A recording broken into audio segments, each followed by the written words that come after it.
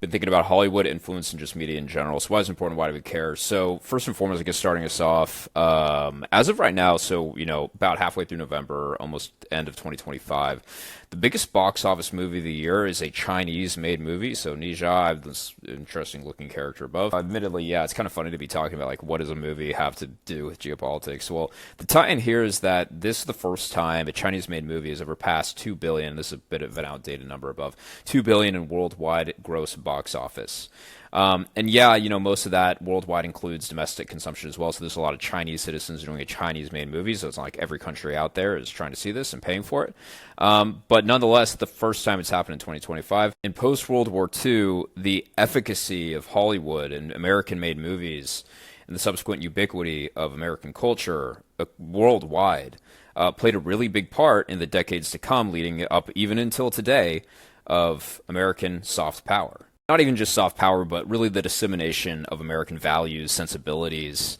I mean, this is where you get the quote of, people learning about American blue jeans. A lot of times people also use TV shows and movies to, this is how they learn English. Over the decades, movies, yes, did play a big part. TVs then began to gradually enter the home. And then sitting here in 2025, we see obviously an explosion of different platforms. I put TikTok here as well as RedNote, obviously both Chinese-made apps, very intentionally. The reason why I do this is because of a country of, let's call it, around 330 million, the U.S., population of the U.S., doesn't get their appetite for different media satisfied, they're going to look to other places to get it, aka TikTok, and for a brief period, I'm sure everybody remembers this, RedNote. And really, these alternatives could come from anywhere. We just highlight TikTok because it is the most prevalently used one in the U.S., developed by a foreign adversary. Did a whole video series on why this is such a big deal, so definitely click below. So bringing the seemingly innocuous number of the box office of a Chinese-made movie to the top and viewing it through the lens of everything we just mentioned, and applying that worldwide. Who's viewing media and movies and apps and memes and everything else through different lens really matters. It shapes ideas, it shapes thinking.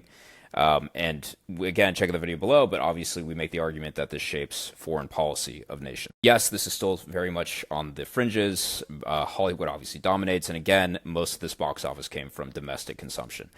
But it does point to the first time ever that this happened. So you can see, in a long-term trend of 5 to 10 years, how this might play out, how ideas might be shaped in the years and decades to come. Like and subscribe for more.